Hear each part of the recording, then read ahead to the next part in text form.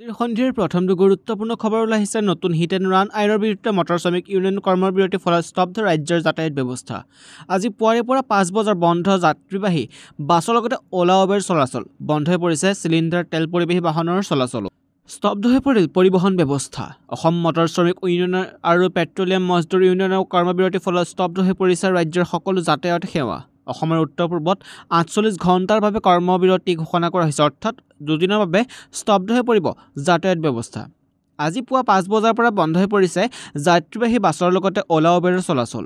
বন্ধ হৈ পৰিছে চিলিণ্ডাৰ তেল পৰিবাহী বাহনৰ চলাচলো। অৱশ্যে জৰুৰীকালীন সেৱাৰ সকলো যান বাহনৰ চলাচল অব্যাহত থাকিব, খোলা থাকিব ৰাজ্যৰ পেট্ৰল পাম্পসমূহো। ইপিনে 8 জানুৱাৰীত দিছপুৰ ঘেৰাও শিক্ষাগুৰুৰ আলোচনাত দিয়া আশ্বাস নকৰিলে পূৰণ। 19 দিনৰ অনশন কৰি চিকিৎসাধীন হোৱাৰ পাছতো গুৰুত্ব নিদিলে মুখ্যমন্ত্ৰী শিক্ষামন্ত্ৰীয়ে। অহা 8 জানুৱাৰীত দিছপুৰ ঘেৰাও কৰিব সদৌ অসম অপ্ৰাদেশিকৃত শিক্ষক কৰ্মচাৰী সংস্থাই। পুৱা 10 বজাৰ পৰাই কাৰ্যসূচী ৰূপায়ণ কৰিব ভেঞ্চাৰ স্কুলৰ শিক্ষকসকলে। দিছপুৰ ঘেৰাও কাৰ্যসূচীত ৰূপায়ণ কৰোঁতে যিকোনো নজৰবিহীন ঘটনা সংঘটিত হ'লে তাৰ বাবে কেন্দ্ৰীয় চৰকাৰ মুখ্যমন্ত্ৰী ডক্টৰ হিমন্ত বিশ্ব শৰ্মাৰ ৰাজ্য চৰকাৰ জগৰীয়া হ'ব বুলি সকীয়নি দিছে সদৌ অসম অপ্ৰাদেশিকৃত শিক্ষক কৰ্মচাৰী সংস্থা। ইপিনে বনভোজলৈ যোৱাৰ পৰিকল্পনা কৰিছে নেকি আপুনি? বনভোজত দলৰ বাবে অসম আৰক্ষীৰ SOP জাৰি কৰিছে। জানক কি আছে এই বিশেষ নিৰ্দেশনাত। আপুনি বনভোজলৈ যোৱাৰ পৰিকল্পনা কৰিছে? বুধবাৰে অসম আৰক্ষীয়ে বনভোজৰ দলৰ প্ৰতি জাৰি কৰিছে কেতবোৰ গুৰুত্বপূৰ্ণ বিশেষ নিৰ্দেশনা। জানক কি আছে এই বিশেষ নিৰ্দেশনাত। বুধবাৰে দেৰগাঁৱত হোৱা বনভোজ দলৰ শোকাবহ বাছ দুৰ্ঘটনাৰ পিছতে ৰাজ্যত তৎপৰ হৈ পৰিছে আৰক্ষী প্ৰশাসন। বুধবাৰে অসম আৰক্ষীয়ে বনভোজৰ দলৰ প্ৰতি জাৰি কৰিছে কেতবোৰ গুৰুত্বপূৰ্ণ বিশেষ নিৰ্দেশনা। এই বিশেষ নিৰ্দেশনাসমূহ হৈছে বনভোজলৈ যোৱা বাহনসমূহত যাতে ভিৰ নহয় সেইটো নিশ্চিত কৰিব লাগিব। বনভোজলৈ আশে-পাশে অবৈধ সুৰাৰ ব্যৱসায় কৰিব নোৱাৰিব। বনভোজলৈ যোৱা বাহনসমূহৰ চালকসকলে বাহন চলোৱাৰ পূৰ্বে কোনো ধৰণৰ মাদক দ্ৰব্য সেৱন কৰিব নোৱাৰিব। বাহনসমূহত উচ্চ স্তৰত সংগীত বজাব নোৱাৰিব। সূৰ্যোদয়ৰ পূৰ্বে আৰু সূৰ্যাস্তৰ পিছত বনভোজ দলৰ যাতায়াত বন্ধ হ'ব লাগিব। স্থানীয় আৰক্ষীক বনভোজৰ ভ্ৰমণৰ উৎসৱ স্থান আৰু লক্ষ্যস্থানৰ সবিশেষ আগতীয়াকৈ অৱগত কৰিব লাগিব। স্থানীয় আৰক্ষীক এটা তদন্তকাৰী গোট গঠনৰ পৰামৰ্শ আৰু যদি প্ৰয়োজন হয় তেন্তে গাঁওৰক্ষী বাহিনীৰ সহায় লৈ বনভোজস্থলীত অবৈধ সুৰাৰ ব্যৱসায়ী আৰু অবৈধ কাম-কাজৰ নিৰীক্ষণ কৰাৰ পৰামৰ্শ। স্পৰ্শকাতৰ বনভোজস্থলী আৰু ইয়াৰ আশে-পাশে পৰ্যাপ্ত পোহৰ ব্যৱস্থা কৰাৰ পৰামৰ্শ। বনভোজস্থলীত পৰ্যাপ্ত পাৰ্কিং স্থানৰ ব্যৱস্থা কৰাৰ পৰামৰ্শ দিয়া হৈছে। বনভোজ দলৰ বাহনৰ চালকে জোতা পিন্ধাটো বাধ্যতামূলক। বনভোজৰ দলসমূহ কুঁৱলীৰ সময়ত যাত্ৰা নকৰিবলৈ পৰামৰ্শ দিছে এই SOPত। 155তকৈ ভূমিকম্পত জোকাৰি গ'ল জাপানক, বাঢ়ি আছে মৃতকৰ সংখ্যা। জাপানৰ প্ৰধানমন্ত্ৰী ফুমিঅ' কিচিডাই জনোৱা মতে বিস্তৰ ক্ষতিসাধন হৈছে ভূমিকম্পত। যুদ্ধকালীন তৎপৰতাৰে উদ্ধাৰ আৰু সাহায্য অভিযান চলাইছে জাপানৰ চৰকাৰে। এটা দুটা নহয় 155তকৈ ভূমিকম্পই জোকাৰি গ'ল জাপানক। সোমবাৰে ক্ৰমাগতভাৱে 155তকৈ ভূমিকম্পই জোকাৰি গ'ল জাপানক। 155টা ভূমিকম্পৰ জোকাৰণিৰ ভিতৰতে 6টা প্ৰবল ভূমিকম্প আছিল। প্ৰলয়ংকাৰী ভূমিকম্পৰ ফলত কেইবাটাও ঘৰ ক্ষতিসাধন হোৱাৰ লগতে ভূমিকম্পত এই পৰ্যন্ত 48 জন লোকৰ মৃত্যুৰ বাতৰি পোৱা গৈছে। জাপানৰ প্ৰধানমন্ত্ৰী ফুমিঅ' কিচিডাই জনোৱা মতে বিস্তৰ ক্ষতিসাধন হৈছে ভূমিকম্পত। যুদ্ধকালীন তৎপৰতাৰে উদ্ধাৰ আৰু সাহায্য অভিযান চলাইছে জাপান চৰকাৰে। ভূমিকম্পৰ ফলত বহু লোক গৃহহীন হৈ প্ৰচণ্ড শীতৰ মাজতে কটাবলগীয়া হৈছে। বিমান জাহাজ ব্যৱহাৰ কৰি ক্ষতিগ্ৰস্ত লোকক তাৎক্ষণিকভাৱে পানী, খাদ্য, কম্বলকে ধৰি অত্যাৱশ্যকীয় সামগ্ৰীৰ যোগান ধৰিবলৈ নিৰ্দেশ দিছে প্ৰধানমন্ত্ৰীয়ে। ছুনামি এলাৰ্ট বাতিল। ৰিক্টাৰ স্কেলত 7.6 প্ৰাবল্যৰ ভূমিকম্পই জোকাৰি গ'ল জাপানক। অৱশ্যে প্ৰথম অৱস্থাত ভবা ধৰণে ক্ষতিসাধন হোৱা নাই জাপানত। প্ৰথম অৱস্থাত বৃহৎ ছুনামিৰ আশংকা কৰি সাগৰ উপকূলীয় অঞ্চলৰ পৰা লোকসকলক নিৰাপদ ঠাইলৈ স্থানান্তৰ কৰা হৈছিল। পিছত বৃহৎ ছুনামিৰ এলাৰ্ট বাতিল কৰিছে জাপানৰ বতৰ বিজ্ঞান সংস্থাই। অৱশ্যে সৰু সৰু ছুনামিয়ে এতিয়াও জাপানৰ পশ্চিম উপকূলত খুন্দা মাৰি আছে। ৱাজিমা বন্দৰত 4 পৰা 5 ফুট উচ্চ ছুনামিৰ ঢৌৱে খুন্দা মাৰে। ইপিনে দেশত দ্ৰুতগতিত বৃদ্ধি হৈছে কভিডৰ সংক্ৰমণ। বিগত 24 ঘণ্টাত কভিডত মৃত্যু 4 জন লোকৰ। এতিয়ালৈকে কভিডত মৃত্যু প্ৰায় অৰ্ধশতাধিকৰ। সোমবাৰৰ দিনটোত কভিডত আক্ৰান্ত 637 জন। কভিডৰ সক্ৰিয় আক্ৰান্তৰ সংখ্যা হৈছে 4394 জন। আহি পৰিছে নৱবৰ্ষৰ আৰম্ভণিতে মুখ্যমন্ত্ৰী হিমন্ত বিশ্ব শৰ্মাই দিলে কেইবাটাও আশাৰ খবৰ। ৰাইজে কি লাভ কৰিব এই বৰ্ষটোত। 1 জানুৱাৰীৰ দিনে ৰাজ্যবাসীলৈ বহু আশা পৰিপূৰ্ণ খবৰ দিছে মুখ্যমন্ত্ৰী ডক্টৰ হিমন্ত বিশ্ব শৰ্মাই। 2024 বৰ্ষত মুখ্যমন্ত্ৰী ডক্টৰ হিমন্ত বিশ্ব শৰ্মা চৰকাৰৰ পৰা কি লাভ কৰিব আপুনি? সবিশেষ জনাই আমাৰ এই প্ৰতিবেদন।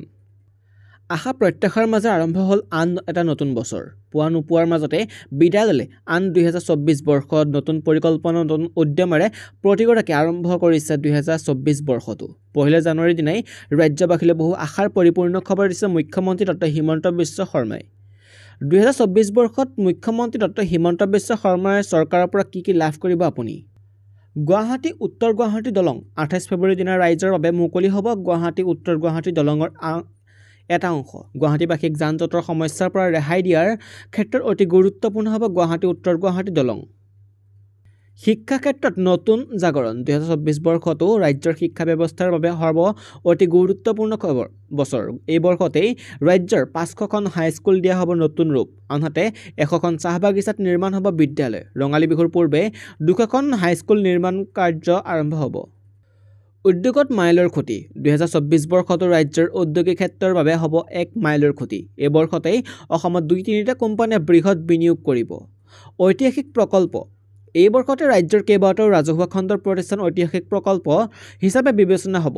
গুৱাহাটী চিকিৎসা মহাবিদ্যালয়, নেহেৰু ষ্টেডিয়াম, চিৰিয়াখানা, দীপৰ বিল হ'ব আইকনিক প্ৰজেক্ট। আনহাতে নিৰ্মাণ হ'বলগীয়া গহপুৰৰ কনকলতা বিশ্ববিদ্যালয়, দীঘলী পুখুৰীৰ নুনমাটি উৰণ সেতু, চুকাফা বিশ্ববিদ্যালয় হ'ব আইকনিক প্ৰজেক্ট। গুৱাহাটীত CCTV আইন শৃংখলা তথা সুৰক্ষাৰ বাবে এতিয়াও গুৱাহাটীৰ মূল স্থানত নাই CCTVৰ ব্যৱস্থা। নামনি অসমৰ পৰা গুৱাহাটীৰ প্ৰৱেশ দুৱাৰ শৰাইঘাট দলঙতো নাই CCTVৰ ব্যৱস্থা। শৰাইঘাট দলঙতো নাই CCTV। 2024 ভিতৰতেই গুৱাহাটীত 2000 CCTV সংস্থাপনৰ লক্ষ্য। এপিনে জাহাজ টাৰ্মিনেল মুকলি।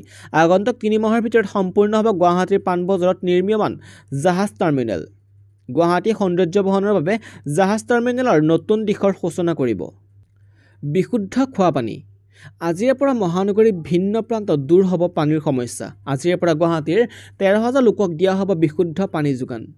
নতুন চিকিৎসা মহাবিদ্যালয় ৰাজ্যৰ প্ৰায় সকলো জিলাতে নিৰ্মাণ কৰাৰ লক্ষ্য অসম চৰকাৰৰ। এই বৰ্ষটোত ৰাজ্যবাসী লাভ কৰিব 3খন নতুন মেডিকেল কলেজ। যোগাযোগ ব্যৱস্থাত নতুন দিগন্ত অনাগত বছৰটো ৰাজ্যৰ যোগাযোগ ব্যৱস্থাত হ'ব নতুন দিগন্তৰ সূচনা। ৰাজ্যত 3000 কিলোমিটাৰ নতুন ৰাজ্যিক ঘাইপথ নিৰ্মাণ কৰিব চৰকাৰে। ৰাষ্ট্ৰীয় ঘাইপথৰ সমান মানদণ্ডৰ হ'ব এই ৰাজ্যিক ঘাইপথ। খবৰ হৈছে শীঘ্ৰে হ্ৰাস পাব পেট্ৰল ডিজেলৰ মূল্য। 2024 লোকসভা নিৰ্বাচনৰ পূৰ্বে কিমান হ্ৰাস পাব ইন্ধনৰ মূল্য? 2024 লোকসভা নিৰ্বাচনৰ পূৰ্বে হ্ৰাস পাব পাৰে পেট্ৰল ডিজেল মূল্য। নতুন বছৰত কেন্দ্ৰীয় চৰকাৰে কেইবাটাও ডাঙৰ ঘোষণা কৰিব পাৰে। অহা বছৰ অৰ্থাৎ 2024 চনত লোকসভা নিৰ্বাচনৰ পূৰ্বে প্ৰতি লিটাৰ পেট্ৰল আৰু ডিজেলৰ মূল্য পূৰ্বতকৈ কম হ'ব বুলি অনুমান কৰা হৈছে। সূত্ৰ অনুসৰি ইন্ধনৰ মূল্য প্ৰতি লিটাৰ 10 টকা পৰ্যন্ত হ্ৰাস পাব পাৰে। ইতিমধ্যে আন্তঃৰাষ্ট্ৰীয় বজাৰত খাৰুৱা তেলৰ মূল্য হ্ৰাস পাইছে। জানিব পৰা মতে চলিত বৰ্ষৰ শেষ হোৱাৰ পূৰ্বে কেন্দ্ৰীয় চৰকাৰে বৃহৎ ঘোষণা কৰিব পাৰে। উল্লেখ্য যে পেট্ৰলিয়াম মন্ত্ৰালয়ৰ তৰফৰ পৰা প্ৰধানমন্ত্ৰী নৰেন্দ্ৰ মোদীৰ অনুমোদন লৈ পেট্ৰল ডিজেলৰ মূল্য প্ৰতি লিটাৰত 8 পৰা 10 টকা সুলভ কৰাৰ কথা চিন্তা কৰা হৈছে।